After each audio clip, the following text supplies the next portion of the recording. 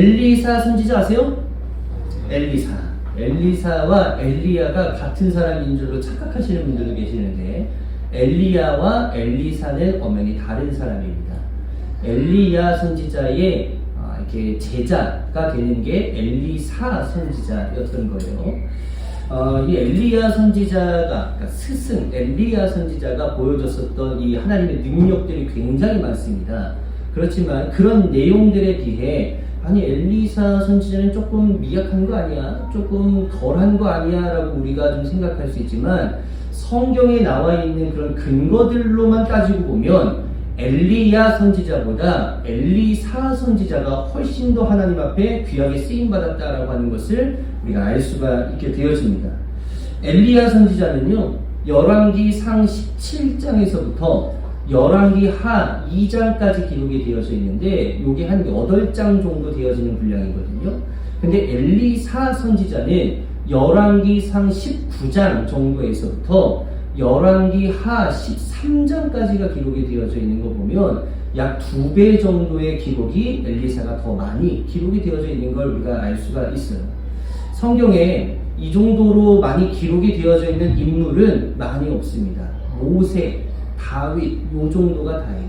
그러니까 엘리사 선지자가 하나님 앞에 귀하게 쓰임받았다라고 하는 것, 이런 분량에서도 우리가 좀 체크를 해볼 수가 있고, 엘리야 선지자는요, 그가 이 선지자 노릇을 하고 있을 때에 왕 3사람을 모시게 되어지는데, 오므리, 아하시아라고 하는 이 북이스라엘의 왕들을 섬기게 되어지고, 엘리사 선지자는 6명의 왕들을 섬기게 되어지는데, 아합의 끝자락에서부터 시작해서 아하시야, 여호람, 예후, 여호아스, 요아스 왕까지 총 6명이었어요. 그러니까 2배 많은 이 어떤 사람들을 섬기게 되어지는 거죠. 그리고 이 엘리야 선지자가 하나님 앞에서 능력을 보이고 기적을 보였었던 그런 기적의 내용들이 성경에 한 7가지가 기록이 되어져 있는데, 엘리사 선지자는 14가지가 기록이 되어져 있습니다. 그러니까 요것도 한 2배 정도 많은 숫자가 엘리사의 내용 기록이 되어져 있는 겁니다. 그리고 중요한 건 뭐냐면, 이 엘리야, 헷갈리지 않으시죠? 엘리야 선지자, 이 스승격이었었던 이 엘리야 선지자는 주로 어떤 사역을 했냐면, 이방 신들을 섬기고 있는 이스라엘 백성들에게 가가지고 제대로 하나님 섬겨야 되는 거 아니겠냐? 우리가 하나님 제대로 따라가야 되는 거 아니겠냐? 이방신들 따라가지 말아라. 그렇게 해서 850명 그 이방신들하고 싸우기도 하고, 이런 모습들을 이제 보여주니까 주로 회개를 촉구하는 일들, 이런 것들을 엘리야 선지자가 이제 감당을 했다면, 엘리사 선지자는 누군가를 살리는 일에 초점이 맞춰져 있는 사역이 대부분이었다라고 하는 겁니다. 엘리야 선지자, 헷갈리지 마세요. 엘리야 선지자가 첫 번째로 했었던 기적이 뭐냐면 3년 동안 이스라엘에 비가 내리지 않게 하는 거였습니다. 이제 그거는 이제 죽음을 이야기하는 거겠죠. 근데 엘리사 선지자가 첫 번째로 했었던 기적은 뭐였냐면, 물이 나빠져서 먹을 물이 없을 때 여리고 샘물을 고치는 기적이 이 엘리사 선지자가 했었던 첫 번째 기적이었다는 거예요. 여기서부터 이제 뭔가 좀 다르죠. 이후에 엘리사가 기름 한 병을 가지고 빚진 과부를 살리는 기적을 보여주고, 죽은 아이를 위해서 기도함으로써 그 아이를 살리게 되어지는 기적을 보여주고, 독이 든 국을 많은 사람들이 먹게 되어지는데 그 국을 마신 사람들을 다시 살리게 하는 역할을 엘리사 선지자가 하게 되어지는 거고, 이 엘리사 선지자의 생도 중에 한 사람이 이 일을 하다가 연못에다가 도끼를 빠뜨리는데, 그 도끼가 물 위로 다시 떠오르게 하는 기적으로 그 사람이 난감하지 않게끔 만들어주는 역할을 이 엘리사 선지자가 하게 되어지고, 보리떡 20개를 가지고 100명의 사람들을 먹이면서 그들을 살리는 기적, 그리고 아람나라 나아만 장군을 살리는 기적, 도단성을 에워쌌었던 아람나라 군대로부터 이 도단성 안에 있는 사람들을 살리는 기적, 그리고 흉년으로 죽어가는 사마리아 성에 그 나병 환자들을 고침으로써 그 사람들을 살리는 기적을 엘리사 선지자가 이제 하게 되었던 겁니다. 그러니까 이 결이 좀 다르죠. 엘리사 선지자는 주로 누군가를 살리고 잘 되게 해주는 그런 역할들을 감당했었던 겁니다. 그리고 이 엘리사가 또 중요하게 했었던 게 뭐냐면 이 목회자들을 세우는 일들을 굉장히 잘했던 거예요. 엘리야 선지자에게 남아있는 제자는 누구예요? 헷갈리지 않으시죠? 엘리야 선지자의 제자는 누구예요? 엘리사 한 사람밖에 없지만 엘리사 선지자는요, 가는 곳마다 믿음의 사람들을 키워내는 그런 학교들을 운영을 합니다. 그래서 오늘 본문 말씀 2장에서 보면은 두 군데가 나오는데 베델이라고 하는 곳이 나오고 여리고라고 하는 곳이 나와요. 이게 이 4절하고 6절에 나오는데 그곳에 나오는 이곳에 이 엘리사의 추종자들, 생도들이 있었다라고 하는 것을 보면은 이 사람이 어떤 학교들을 세워서 전도사님들이나 목사님들을 키워내는 그런 일들도 했을 것이다 라고 우리가 추측을 할 수가 있죠. 그러니까 이 엘리사가 굉장히 대단한 영적인 사람이었다라고 하는 겁니다. 우리 인천 원장감리교회 모든 성도님들이 이런 영적인 기운을 잘 하나님께로부터 받으시고 이런 놀라운 일들, 특별히 누군가를 살리는 그런 기적의 한가운데에 여러분들이 던져져서 여러분들이 있는 그런 공간에서 누군가가 살려지는 그런 놀라운 기적의 주인공들이 되어주시기를 예수의 이름으로 간절히 축복합니다. 그러면 이 엘리사를 왜 하나님께서 쓰실 수밖에 없었을까? 그러니까 아무나 쓰시지 않는다는 거죠. 하나님께서 지켜보시는, 우리가 어떤 말씀들을 잘 아시잖아요. 깨끗한 그릇을 사용하신다라고 하는 그런 말씀들처럼 아무 그릇을 쓰시는 게 아니에요. 그러니까 하나님께서 왜 엘리사를 쓰실 수밖에 없었을까? 그게 어떤 모습을 보면은 전심전력하는 그런 모습들이 보여진다는 거죠. 그냥 무엇 하나 허투루 하는 게 없이 그냥 어떤 일이 주어졌을 때 무작정 달려들어서 내가 하나님의 일을 감당하겠습니다라고 달려들었었던 그런 모습이 엘리사에게 보여졌다는 거예요. 그러면 그가 꽤 괜찮은 직업을 가지고 있었을까? 아니죠. 그는요, 농부 출신이에요. 그래서 밭농사하고 논농사하고 논이 있었는지 모르겠는데 아무튼 그런 농사들을 이제 지으고 소 가지고 다니면서 밭일하는 그런 일들을 이제 감당하는 사람이었습니다. 그리고 굉장히 평범한 집안이었고 이 사람은 또 한 가지 또 외모에 비하를 하는 건 아니지만 이 사람은요 대머리였다라고 이제 기록을 해요. 그러니까 이 사건 이후에 엘리사가 이제 쓰임 받기로 이제 작정이 되고 나서 그 다음에 이런 얘기 좀 그렇지만 애기들, 그러니까 어린이들 42명이 엘리사에게 와가지고 말씀 한번 찾아봐야 될 것 같은데 23절 보시겠어요? 2장 23절. 이거 너무 잔인해서 안 보려고 그랬는데 그 말씀을 읽는 게 훨씬 더 이해가 쉬울 것 같은데요. 23절 제가 보겠습니다. 엘리사가 그곳을 떠나 베델로 올라갔다. 그가 베델로 올라가는 길에 어린 아이들이 성읍에서 나와 그를 보고 뭐라고 해요? 대머리야 꺼져라. 대머리야 꺼져라 하고 놀려댔다라는 겁니다. 그러니까 이 사람은요 외모적으로도 조금 이제 그런 수준이었던 것 같아요. 근데 이렇게 되다 보니까 이 엘리사가 너무 열이 받아가지고 그가 직접 할 수는 없어요. 그러니까 하나님 앞에 기도했더니 하나님이 이거 너무 잔인하니까 알아서 읽으시고 이런 처참한 일들이 벌어졌다라고 하는 게 이제 성경의 기록입니다. 그러니까 하나님께서 이런 걸 또 살펴볼 수 있어요. 대머리를 쓰시나?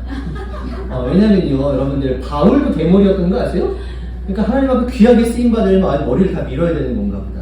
또 그런 생각이 들 수도 있겠지만 하나님께서 이런 사람들도 이렇게 귀하게 이제 쓰셨다라고 하는 겁니다. 그러니까 하나님께서 어떻게 왜 이 사람을 쓸 수밖에 없었을까? 이제 우리 한 3가지 정도만 한번 말씀을 좀 나눠보려고 하는데 저를 따라서 한번 해보시겠어요? 잘 버립시다. 잘 버립시다. 이 버리는 것도 여러분 능력인 거예요. 이 엘리사가 쓰임받기 이전에 어떤 일이 있게 되어지냐면 엘리야 선지자로 넘어옵니다. 엘리야 선지자가 하나님의 부르심을 받아가지고 이방 선지자 850명과 갈멜산이라고 하는 곳에서 전쟁을 합니다. 말이 전쟁이지만 누가 진짜 신인지를 우리가 판가름해보자 라고 하는 그런 일들을 이제 하게 되는데 그 일들에서 엘리야 선지자가 승리를 하게 돼요. 그리고 나서 거기에 있었던 850명의 선지자들을 다 죽이게 됩니다. 근데 이런 놀라운 일을 이제 이끌고 나서 이 엘리야 선지자가 누굴 찾아가냐면 이세벨 왕비를 찾아가요.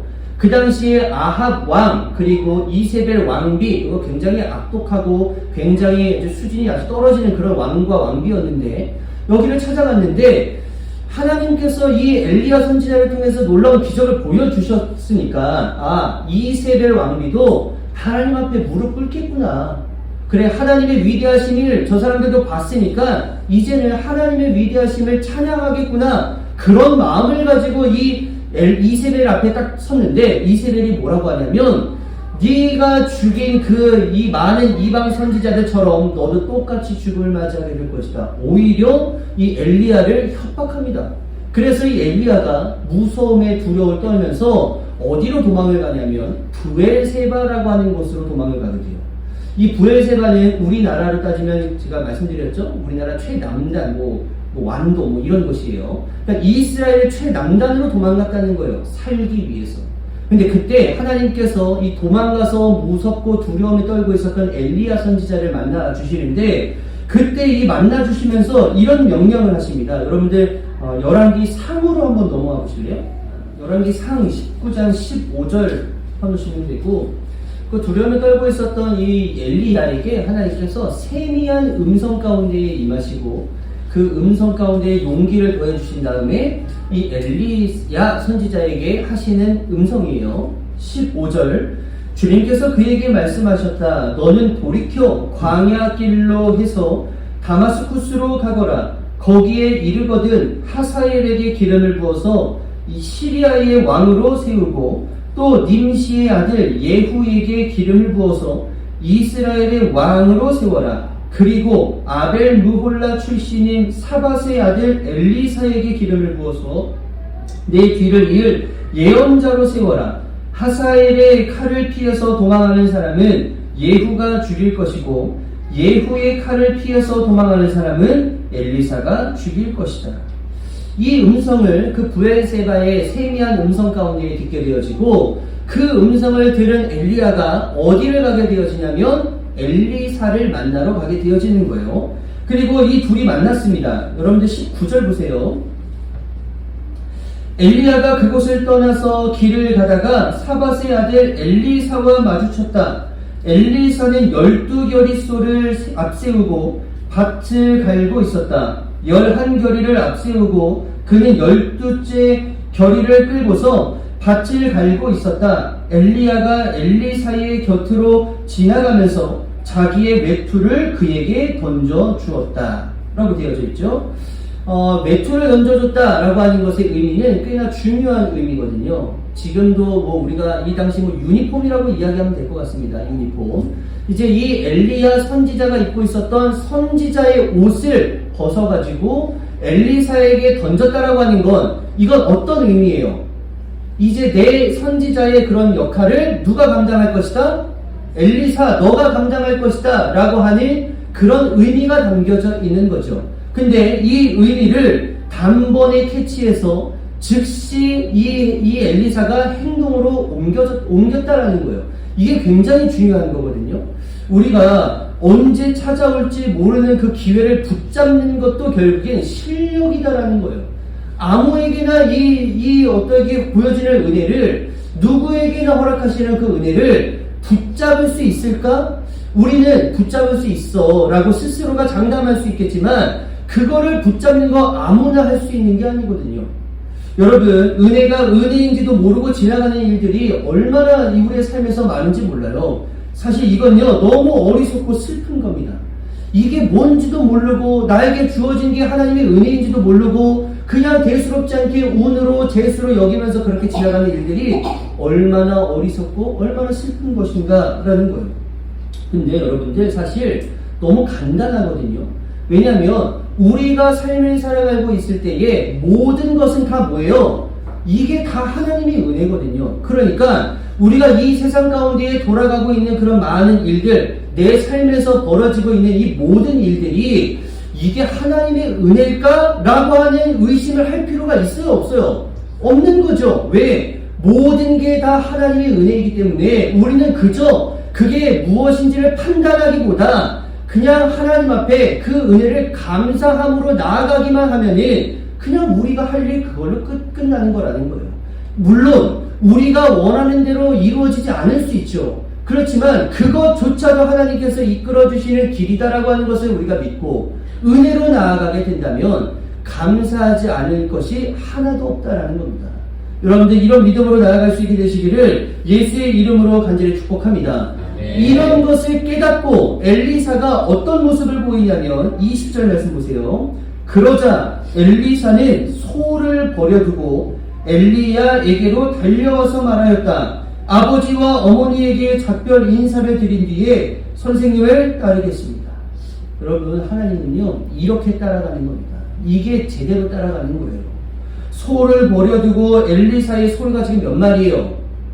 엘리사의 소가 지금 몇 마리예요? 12마리잖아요. 그 12마리의 소를 버려두는 게 이게 쉬운 일이었을까?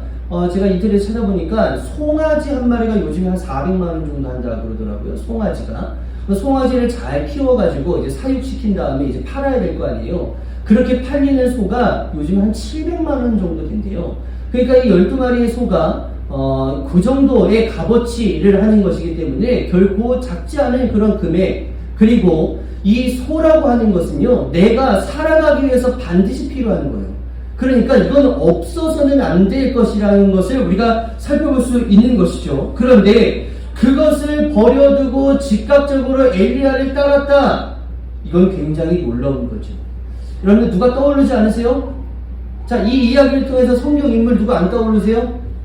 베드로가 떠오르지 않으세요? 예수님께서 오셔가지고 너가 이제 사람을 낚는 어부가 될 것이다. 내가 그렇게 만들어줄 거야. 라고 그렇게 이야기했을 때 베드로가 어떻게 했냐면 자기가 가지고 있는 그물을 버려두고 예수를 쫓았다라고 성경은 그렇게 기록하고 있어요. 그 의미가 아이 그물이야 나중에 돌아와서 다시 사면 되지 이런 의미였어요? 아니에요. 그런 게 아니라 내 모든 것 전부를 버려두고 예수를 따르겠습니다. 그게 이 베드로의 즉각적인 고백이었다는 겁니다. 또 한 사람이 있습니다. 이 세관 앞에서 자리를 잡고 거기서 세금 걷고 있었던 마태라고 하는 사람이 있었거든요. 이 사람 세리였어요.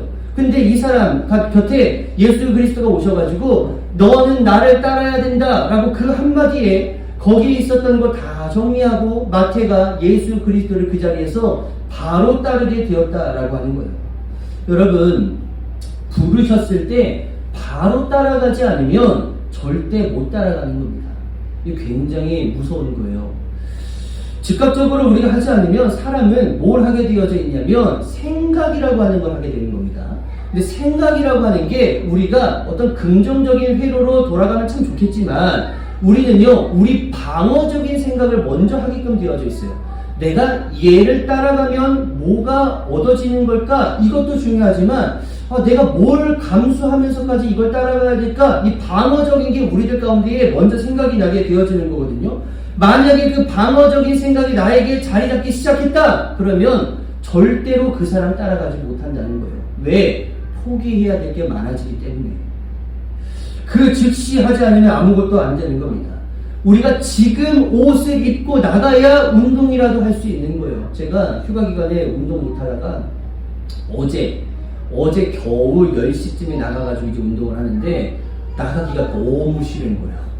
야, 일주일 놀다가 운동하려고 하니까 이게 쉽지 않구나. 그래서 겨우 옷 입고 그냥 일단 무조건 나갔습니다. 그렇지 않았으면요 저 아마 그냥 잤을 거예요. 근데 그렇게라도 해야 뭐라도 되어지는 거죠. 지금 일어나야 새벽에 나갈 수 있는 거거든요. 굉장히 많은 유혹들이 있는 겁니다. 이 새벽의 유혹은 굉장히 큰 거예요. 성경 말씀 한번 볼까요? 우리 잠언 6장 혹시 기록이 되어져 있습니까? 우리 PPT. 자, 이거를 볼게요. 이거 잘 아시는 걸 거예요. 조금만 더 자야지. 이거 누구 얘기하는 거예요? 나 얘기하는 거 아니에요? 조금만 더 눈을 붙여야지. 이거 누구 얘기하는 거예요? 여러분들 얘기하는 거예요. 조금만 더 팔을 베고 누워있자. 이거 얼마나 좋은 자세입니까? 하면 그 다음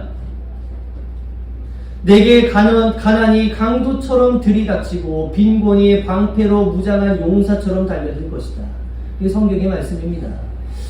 우리가 그 즉시 따라가지 않으면 우리는요 쉬고 싶지, 편하고 싶지, 안 편하고 싶은 사람이 어디 있겠어요. 근데 그렇게 되어지면요 나중에 따라가려고 하는 그런 마음이 생겼을 때 절대로 따라가지 못하는 것이기 때문에 여러분들 잘 버릴 수 있는 것도 능력이지만 그 즉시 따라갈 수 있게 되시는 우리 귀한 성도님들 되시기를 예수의 이름으로 간절히 축복합니다. 오늘 21절, 오늘 그 19장 21절을 한번 보세요. 더 중요한 게 있거든요. 21절 보시면 엘리사는 엘리야를 떠나 돌아가서 뭘 했는지가 중요하겠죠? 뭘 했냐면 겨릿소를 잡아서 소가 매던 멍에를 뭐 했어요? 불살라서 그 고기를 어떻게 했어요? 삶아가지고 그것을 어떻게 했어요? 백성들에게 같이 나눠 먹자 이렇게 얘기하는 거예요. 이거 왜 이렇게 해야 되는 거예요? 생각나거든. 내가 엘리야를 따라갔을 때 야 내가 가야지 했다가도요 좀 힘들고 낙심하고 좀 괴로운 일들이 생기잖아요. 그러면 뭐가 생각나냐면 그때 나 집에 가면 소 있지. 그래 나 다시 그거 해야 되겠다. 베드로가 그래서 돌아간 거예요. 남아있었던 게 있었거든요. 그러니까 이 엘리사가 왜 대단한 거냐면 그 모든 것들을 어떻게 하냐면 다 정리하고 따라가는 겁니다. 이게 제대로 버리는 신앙이지. 그러면 다 버리고 남겨두면은 우리가 어떻게 예수를 따라갈 수 있을까? 그냥 따라가게 되어지면요 여러분 하나님께서 알아서 다 챙겨주시는 줄을 믿으시기를 예수 이름으로 간절히 축복합니다. 우리 그 믿음 가지고 나아가는 거예요. 남겨두면 자꾸 생각나는 거거든요. 부자 청년 이야기 아시죠? 제가 모든 걸 다 했습니다. 예수 따라가겠습니다. 영생 얻고 싶습니다. 그때 예수님께서 한 방에 뭐라고 얘기하냐면 너가 가지고 있는 거 다 정리하고 다 나눠주고 그리고 나를 따르라는 거예요. 그게 왜 예수님이 그 얘기 왜 하는 거냐면 너 언젠간 그거 생각날걸? 네가 남겨놨었던 거 그거 생각날걸? 그 집에다가 꼼쳐놨었던 거 아마 그거 생각날걸? 너 그것 때문에 너의 발목이 잡히는 날이 무조건 있을 거야. 그거 정리하고 나를 따르지 않으면 제대로 따라갈 수 없어. 그 이야기를 결국 하셨던 겁니다. 여러분들 옛날 장군들 어느 정도까지 했는지 아세요? 자기가 전쟁에 나가기 위해서요 자기 다리 말고 마을의 다리를 무너뜨리는 거예요. 돌아오지 않겠다라는 거죠. 그리고 배를 불태우는 거예요. 돌아가지 않겠다는 겁니다. 계백장군 아세요? 계백장군? 계백장군이 어떤 짓까지 한지 아세요? 전쟁에 이제 나가야 되는 거예요. 그랬는데 내가 집에 내 처와 내 자식들이 있다라고 하는 게 자기가 돌아와야 되는 그런 어떤 간절함이 있는 거잖아요. 그러니까 그거를 아예 다 차단하기 위해서 어떻게 하냐면 식구들을 다 죽여버립니다. 그러니까 그 정도로 했다라는 거예요. 그러니까 여러분들이 그렇게 하라는 얘기가 아니라 그 정도까지 나의 결단이 없이는 누군가를 따라간다? 이거는 굉장히 어렵다라는 것이죠. 여러분들 잘 버릴 수 있게 되시기를 예수의 이름으로 간절히 축복합니다. 네. 두 번째 뭐냐면 저를 한번 따라서 해보세요. 포기하지 말고 쫓아가자. 포기하지 말고 쫓아가자. 너무 중요한 거죠. 포기하지 말아야 되는 게 너무나도 중요한 겁니다. 오늘 말씀으로 다시 한번 넘어와 보세요. 오늘 말씀으로 열왕기 하 2장으로 넘어오시면 됩니다. 엘리야가 하늘로 이제 승천하게 되어지는 그 장면을 오늘 이제 기록을 하고 있는데 이 엘리사가 진짜 끈질겨요. 이 엘리야 선지자가 나 이제 그만 따라와 라고 3번씩 얘기하거든요. 근데 이 3번 모두 엘리사가 다 거절하고 엘리야 선지자를 끝까지 쫓아가는 겁니다. 2절에 보시면 베델이라는 곳 있죠. 베델. 그리고 4절에 보면 여리고라고 하는 곳 있죠. 6절에 보면 요단강가라고 되어져 있어요. 이 거리가 그냥 대수롭지 않은 거리가 아니라 꽤 먼 거리입니다. 이 먼 거리를 3번씩 나는 당신을 따라가겠습니다라고 하는 그런 결단을 가지고 끝까지 포기하지 않고 따라갔다라는 거예요. 우리의 간절함과 끈질김이 결국 하나님을 붙잡을 수 있게 되어지는 원동력이 되어진다라고 하는 것을 여러분들 잊지 않게 되시기를 예수의 이름으로 간절히 축복합니다. 네. 여러분들 좋아하시는 것들 많잖아요. 그것들 챙기기 위해서 여러분들 뭐 어떨 때는 막 나의 모든 것을 다 걸지 않으세요? 거시죠? 옷 하나 사는 것도 그래요. 옷 하나 사는 것도 내가 이왕 사는 거 예쁜 거 사고 싶으니까 거기에 몰두해가지고 하루 종일 이제 그거 보고 있는 거예요. 저는요 예전에 자전거 너무 미쳐 있을 때요. 지금 이제 자전거 이제 잘 안 타지만 이 자전거에 미쳐 있을 때 예배 드리는 시간, 나 설교 준비하는 시간, 교회 일하는 시간 말고는 맨날 들어가가지고 자전거만 뒤지고 있는 거예요. 왜 그런 거예요? 나 그게 너무 좋거든. 나 그거 너무 갖고 싶거든. 사람은 다 그렇게 되어지는 겁니다. 내가 좋아하는 것에 몰두할 수밖에 없는 거예요. 지금 이 엘리사 선지자가 가장 원하는 건 뭐냐면 엘리야를 쫓아가서 하나님 앞에 쓰임받고 싶다라고 하는 게 가장 큰 것이었기 때문에 이거를 포기할 수 없었던 그의 어떤 몸부림이었다라고 하는 것이죠. 여러분들 가운데에서도 물론 좋은 것들 많죠. 근데 그런 것들, 이 세상이 나를 원하도록 하게 되는 그런 것들 말고 하나님께서 원하시는 것들 여러분들에게 담아주셨을 때 포기하지 않고 끝까지 쫓아갈 수 있게 되시는 우리 귀한 성도님들 되시기를 예수의 이름으로 간절히 축복합니다. 네. 마지막 세 번째는요, 한번 따라해보세요. 성령의 역사를 구합시다. 성령의 역사를 구합시다. 사실 이게 가장 중요한 거죠. 이 말씀 9절 말씀, 오늘 말씀 9절 말씀에 보시면 스승님이 가지고 계신 능력을 제가 갑절로 받기를 바랍니다 라고 그렇게 되어져 있는데, 이거 예전에 우리가 봤었던 개역개정 성경 말씀이 혹시 기록이 되어 있을까요? 좋아요. 자, 여기 말씀해 보시면 아주 중요한 단어가 나오거든요. 엘리사가 이르되 당신의 성령이 하시는 역사, 이해되세요? 그러니까 당신이 하는 역사가 당신의 능력으로 된 게 아니라 이거 누구의 능력으로 됐다는 거예요? 성령의 능력으로 된 거니까 그거를 갑절로 나에게 이루어질 수 있도록 난 그걸 구합니다. 그러는 거예요. 당신의 능력을 구할 게 아니라 성령이 당신에게 임했을 때에 보여줬었던 그 능력과 기적이 나에게 갑절로 있기를 바랍니다. 지금 그 고백을 하고 있다는 거죠. 이 세상에 고귀하고 고결하고 얼마나 많아요. 우리들의 마음을 사로잡는 거 너무 많습니다. 그렇지만 그런 것들을 챙길 것이 아니라, 그런 것들을 구할 것이 아니라 여러분들 성령의 능력을 구할 수 있게 되시기를 예수의 이름으로 간절히 축복합니다. 하나님의 손에 귀하게 쓰임받는 도구가 되어지기 위해서는 성령의 역사하심이 반드시 있는 사람이 되어야 한다는 거예요. 아무나 쓰시지 않는다. 결국 성령이 함께하는 사람들을 하나님께서 사용하신다라는 거예요. 우리의 어떤 기도의 제목들 많잖아요. 돈 많이 벌게 해주세요. 성공하게 해주세요. 대박나게 해주세요. 뭐 이런 어떤 기도 제목들, 이런 거 말고 성령의 능력을 구하는 그런 기도로 인해서 죄를 이길 수 있는 그런 능력, 우리 죄로부터 멀어질 수 있는 능력, 선을 행할 수 있는 그런 능력들, 사명을 감당할 능력, 인내를 좀 해볼 수 있는 그런 능력, 누군가를 용납하고 용서해 줄 수 있는 그런 능력, 사랑과 희락과 화평과 자비와 양성과 충성과 온유와 절제와 같은 그런 성령의 9가지 열매들을 내가 잘 마음 가운데에 새기고 이것을 드러내며 살아갈 수 있는 그런 능력들, 그런 능력들을 하나님 앞에 구하셨을 때에 하나님께서 여러분들의 삶을 더욱더 풍성하게 채워주실 줄로 믿고 그 믿음을 가지고 나아갈 수 있게 되시기를 예수의 이름으로 간절히 축복합니다. 네. 이해가 되시죠? 신앙생활이 참 쉬운 것 같지만 어려운 거예요. 우리가 내 마음대로 하고 싶다라고 하는 것들이 얼마나 많은지 모릅니다. 그게 우리 교회 안에서도 이루어지는 거거든요. 내가 이 세상에서 살아가고 있었던 방식을 가지고 교회 안에서 똑같이 해야지, 이런 분들 상당히 많거든요.